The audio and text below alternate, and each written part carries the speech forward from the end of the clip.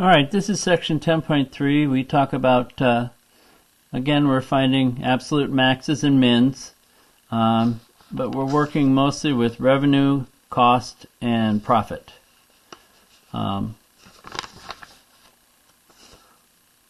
when we talk about absolute max and mins, let's give a very specific example of x minus 1 squared.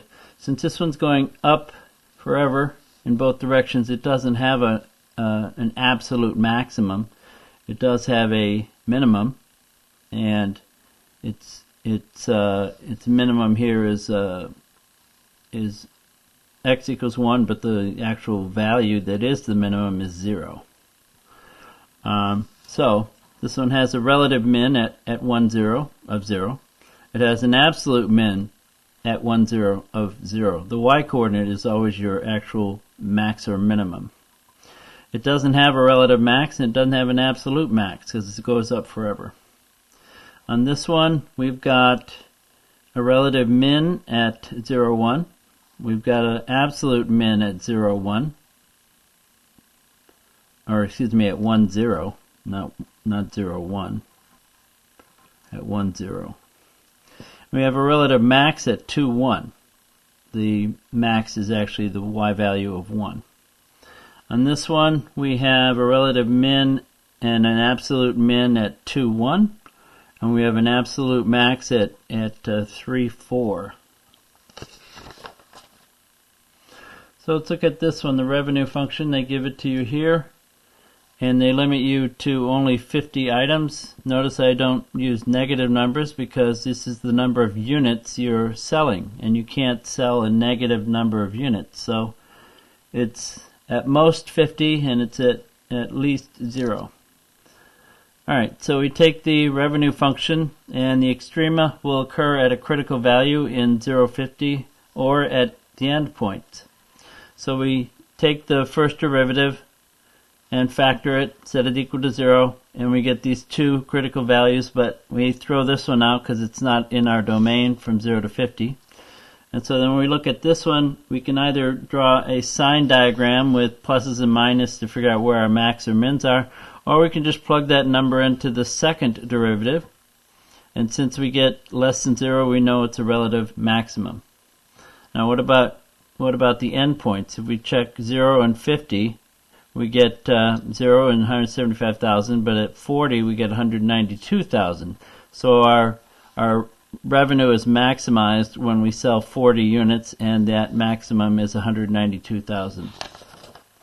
So notice even though we thought that 40 was probably where we're going to have our absolute max or our maximum for our revenue, we had to check the endpoints as well before we could say that.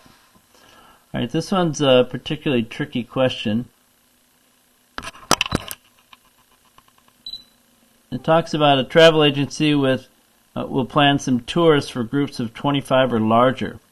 If the group contains exactly 25 people, the price is $300 a person. However, the price per person is reduced by $10 for each additional person above 25. So what size group will produce the largest revenue? So in the most basic form, 25 people is $300 per person, so 25 times 300. If you add one more person, your price goes down by 10, and then you get this amount of revenue. And then if you add two more people, it goes down by 2 times 10, and you get this amount, and so on. You continue on. Now if X is the number of people above 25, your number in your group eventually is going to be 25 plus X. And your price is going to be 300 minus 10 times X. For each person above 25, you drop the price by $10. And now this guy times this guy gives you your revenue function. So now we know our revenue function. Multiply it out and we get this.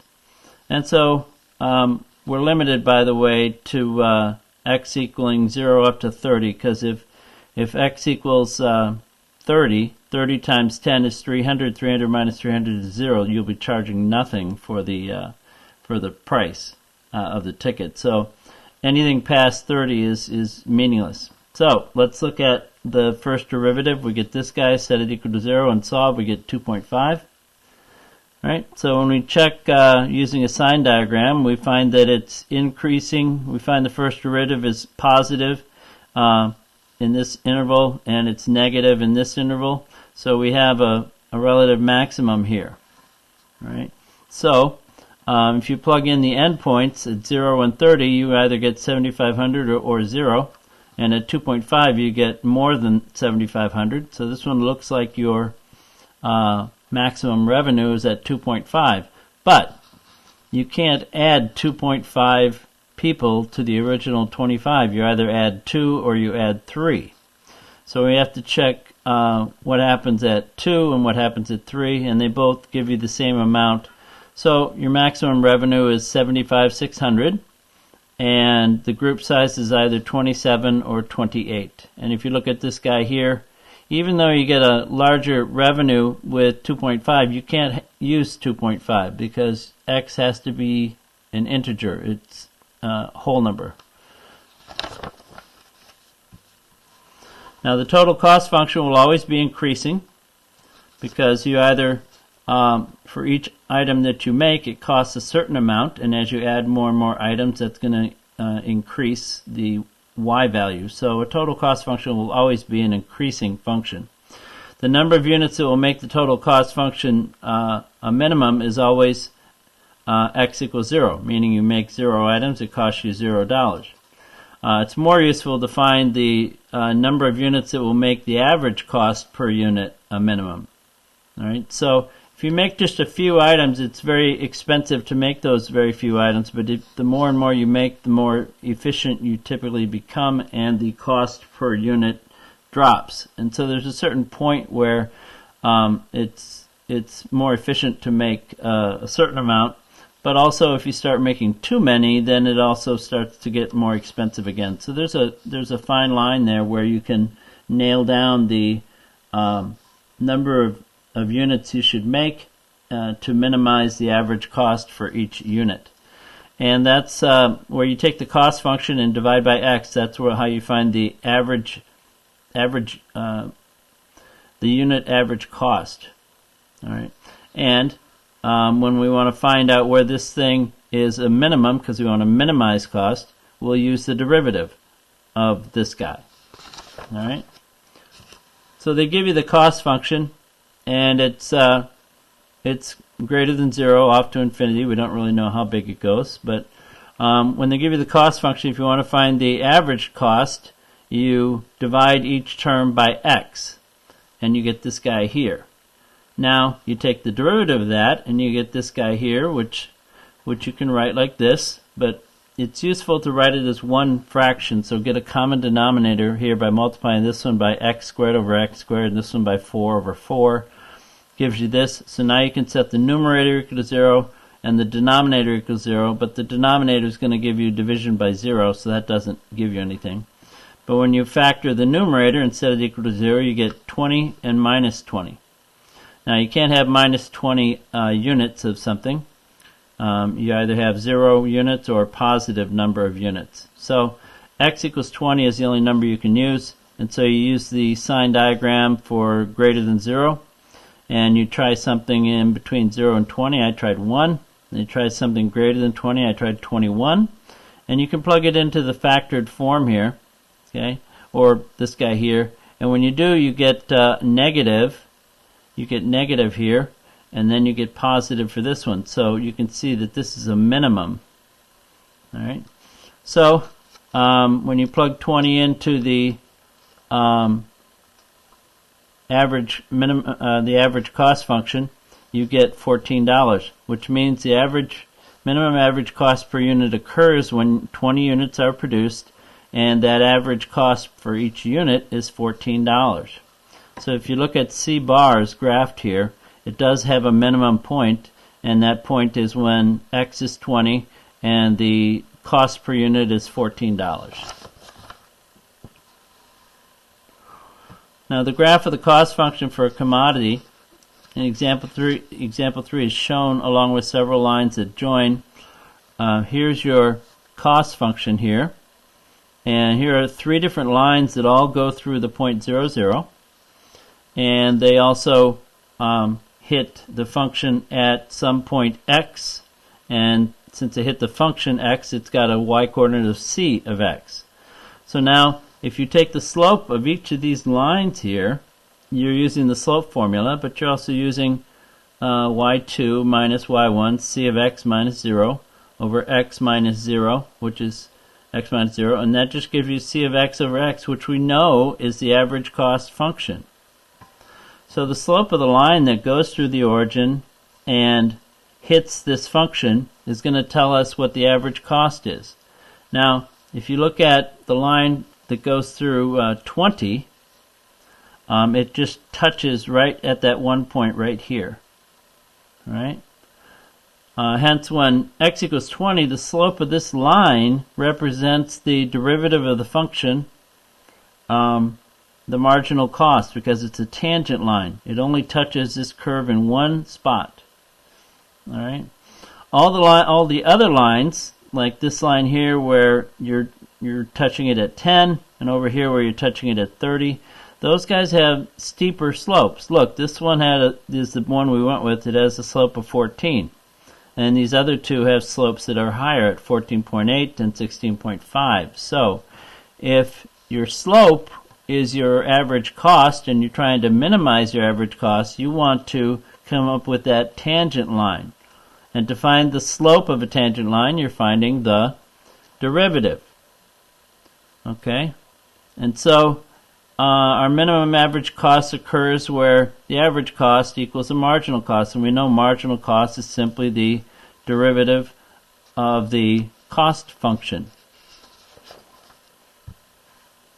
Alright, so example 4, they give you a profit, and they say that you can't sell, I think you can't exceed 30, so our domain is between 0 and 30 here. And so we take the first derivative, factor it, set each one equal to 0, and we get 15 and 20. And we divide up our number line from 0 to 30 into these three regions. And we plug a number in that's in each one of these regions into the first derivative. And we look to see what the sign is. And from that we see we have increasing, decreasing, increasing. So we can see that we have a max here and a min there. Now we're looking for maximizing profit, so we're looking at this guy right here. So 15 is a good idea, possibly. So now we have to find how much what the profit is for each of those values at each one. And I didn't necessarily need to check 20. I did anyway. But the important thing is to check 15, which we think is our possible answer, and then the endpoints. All right, the endpoint, this one, if you make 0 items, you actually lose money. If you make 30 items, you get 26,800. If you make 15 items, you get 20,050. So what is our maximum profit? It's actually at this end point, at 30, not at 15. So 30 units will produce a maximum profit of 26,800. And so if you look at this, you can see that the end point 30 is a lot higher than the value at 15, and at 0 it's actually down here in the negative region. Now, if you talk about a monopoly, in monopoly you've got certain specific conditions. Well, first off, they'll give you the demand function. They'll call it P. Okay?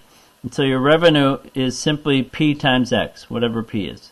Now, notice the price P. When we talk about the demand function P, that's actually what the price is fixed by the market in a competitive market, but varies with output for the monopoly.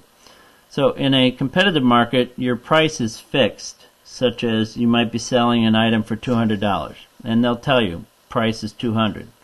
But in a monopoly market, the price can vary, and so your price P is a function that has a variable in it. All right.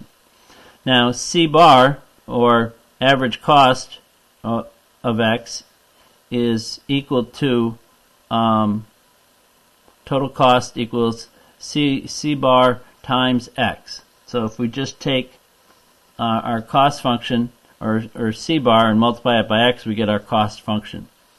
Alright, so a profit is simply revenue minus cost, which is P times X minus C bar times X.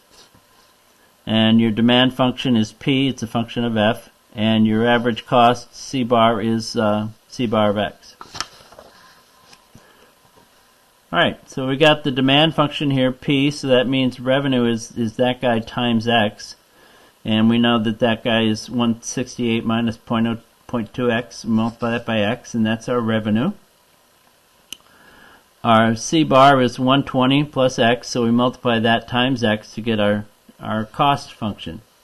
And so we get this guy. So now we got revenue here, we got cost here, and all we had to do is just take each of these and multiply them by X to get our revenue and cost. Our profit is simply the difference between the two, and we get this guy here. So if we're trying to maximize profit, we have to take the first derivative, set it equal to 0, and solve. And you can set up a sign diagram like we've been doing, or the other way, you can take the second derivative, and the second derivative of this guy is just negative 2.4. So when you plug 20 into the second derivative, you get a negative 2.4, which is less than 0. So that tells you P of 20 equals 480 is a maximum. Alright, so we know that when we sell 20 units, we maximize our profits, and our profits are $480. What is the price that will maximize that profit? Well, you plug 20 into the price function, and you get $164. So if you charge $164, you're going to end up selling 20 of them, and you will make a profit of $480. Example 6, they give you, so this is a competitive market, it's no longer a monopoly, so they tell you the price. So when they say the price, you just multiply it times X, and that's your revenue. Revenue is simply the price, sale price, times X. So 200X is your revenue. Your average cost per unit is 80 plus X, so you just multiply that times X to get your cost function, and now you take the difference between the two and you get your profit function here. Take the derivative, set it equal to 0, and solve, and you get 60. And so it looks like 60 is where we're going to have a maximum profit. We can check it by taking the derivative of the profit function, and that gives us negative 2, which is always less than 0. Thus, that means X equals 60 is a maximum. So the profit is maximized when 60 units per week are sold. As we've seen, graphing calculators can be used to locate maximum values. In addition, if it's difficult to determine the critical values algebraically, we may be able to approximate them graphically. For example, this guy here, when you take its derivative, is this guy here, and that's quite difficult to try and figure out where this guy equals 0. It's a complicated function. But if you graph the original function, you can see where it has a maximum. You can also graph the first derivative, and you can see where it crosses at 0. Okay, and then if you zoom in to here, you get to this point here, and you can see that it actually crosses when x equals 9. So when x equals 9, you are maximizing your profit, and you plug 9 into the original function, and you find out your profit is $2,011. Alright, so let's look at some questions that you'll see on WebAssign. Alright, and so we've got question 3.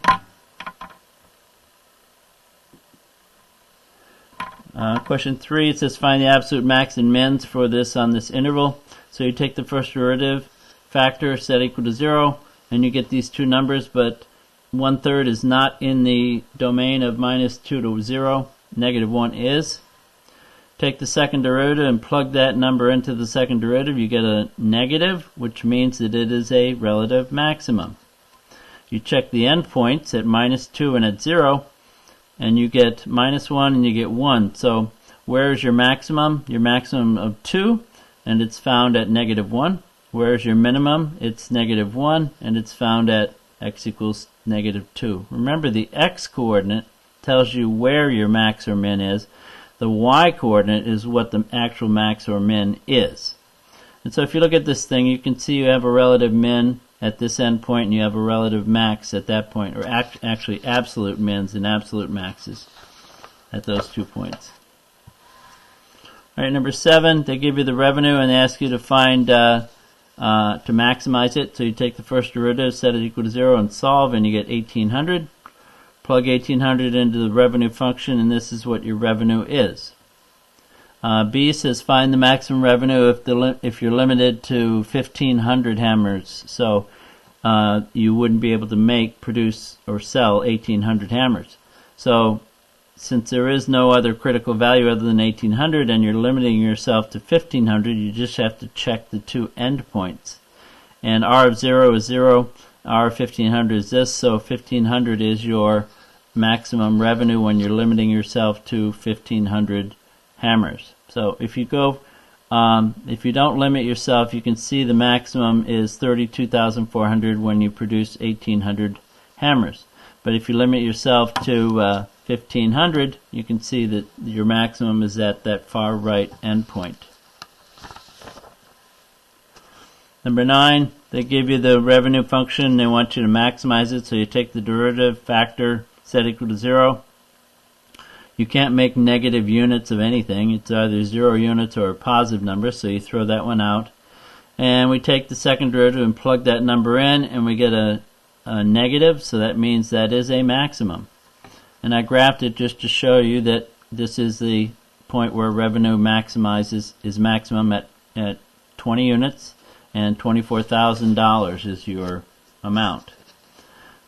Now this one was like, I think it was question 5 or 6 in the examples that we just did. It says if club members charge $5 admission to a classic car show, 1,000 people will attend. For each $1 increase in price, 100 fewer people will attend. What price will give the maximum revenue? Alright, so if you charge $5, it's 1,000 people, 1,000 times 5. If you charge $5 plus 1 per person, 100 fewer people are going to show up. And so it's 1,000 minus 100 times 5 plus 1. Now what if you charge 7? 5 plus 2. It's 200 fewer people are going to show up. And then 3 is 300, 4 is 400, x is 100x. And so you've got this guy times this guy gives you your revenue. Remember, x is the number of 100 fewer people. All right? Or x is the dollar amount above $5. You can think of it that way too.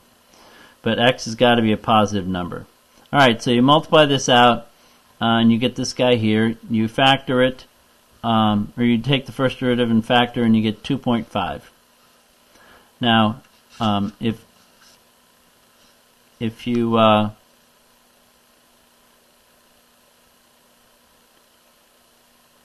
X is the number of dollars above $5 that you're charging, and I believe you can only charge individual dollar amounts. So you either charge $5 plus 2 or $5 plus 3. So you either charge $7 or $8.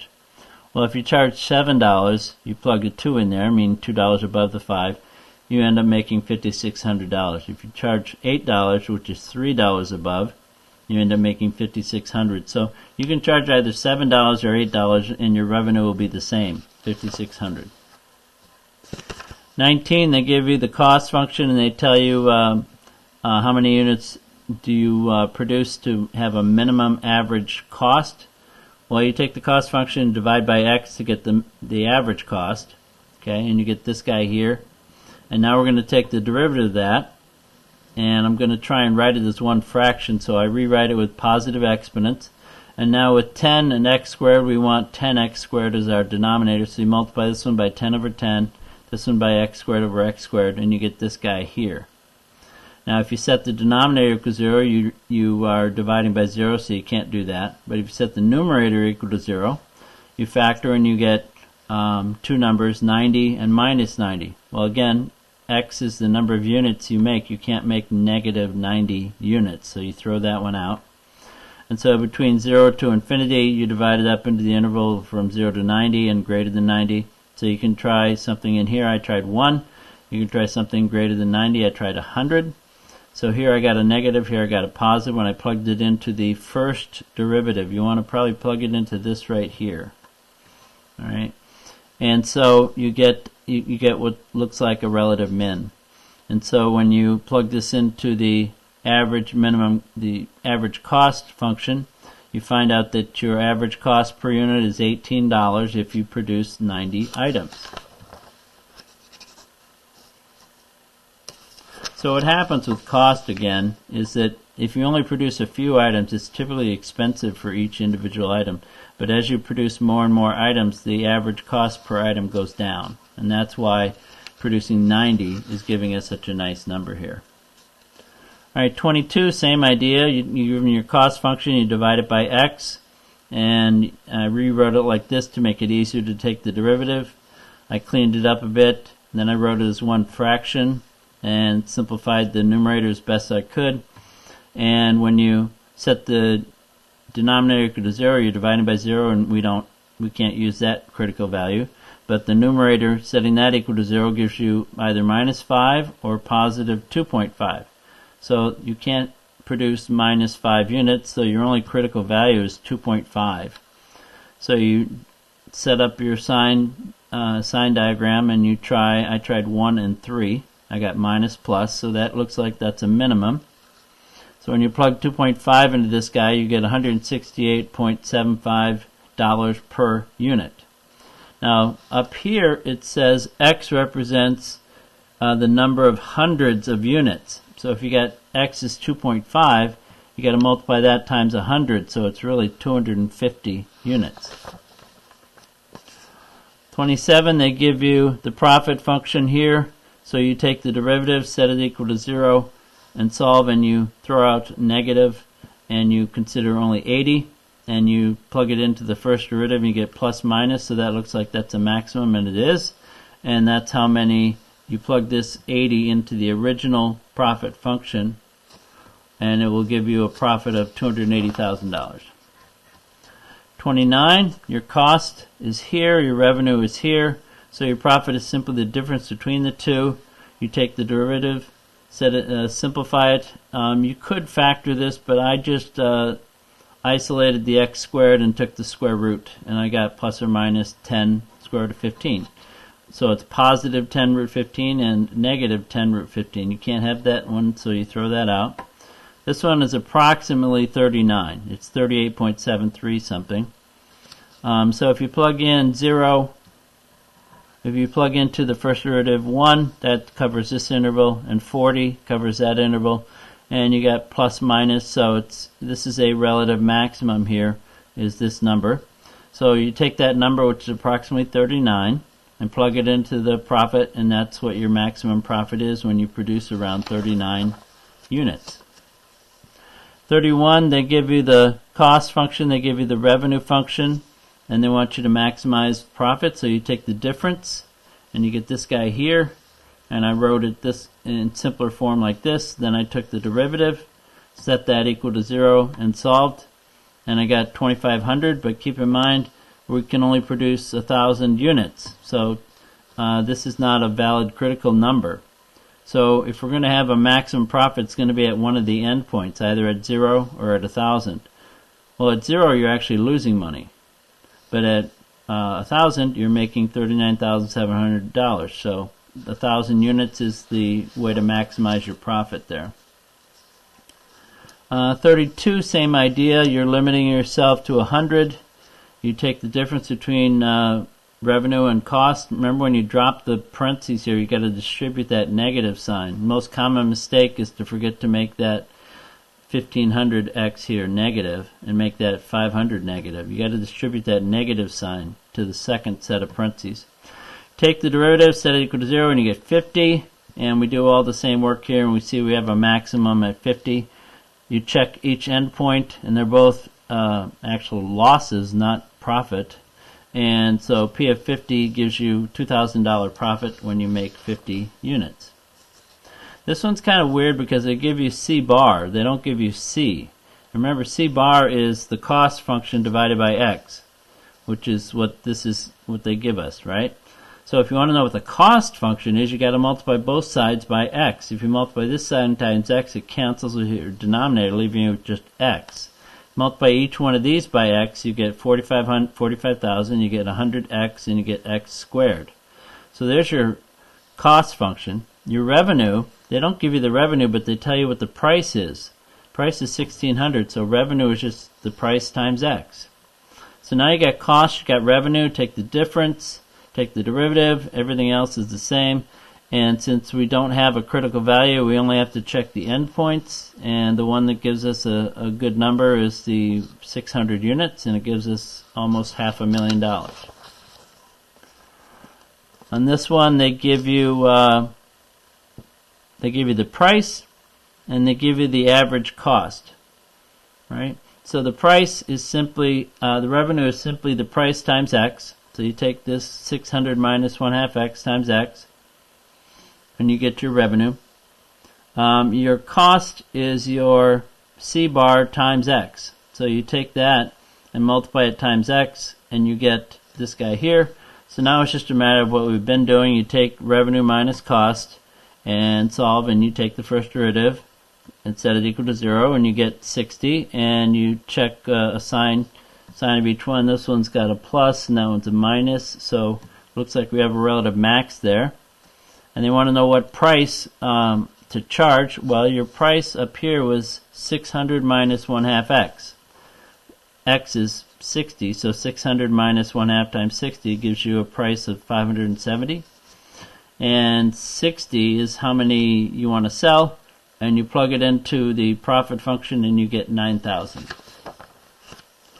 On this one, you've got revenue is the price, this guy, times X. So you multiply that guy times X and you get your revenue. Remember, C bar is given here, and that's C over X, so you got to multiply both sides by X. And when you do that, you get this guy here. So now you got revenue, you got cost, and you take the difference, simplify, and then take the derivative, factor it, set it equal to 0, and you want to throw out the negative 200, because you can't have negative 200 units. So 100 is the only critical value we know. So we're going to check in this region and that region with the first derivative, and we get plus minus, so it looks like that's a relative max. So we say we have 100 units, we'll produce a maximum profit, and it produces a profit of almost 3.5 million. Now what is the price you should charge? Well, you know X is 100, and so you go back to your original price here, this guy right here, and plug 100 in there. So you plug 100 in there for X, and you know you should charge $55,000 for the item that you're selling.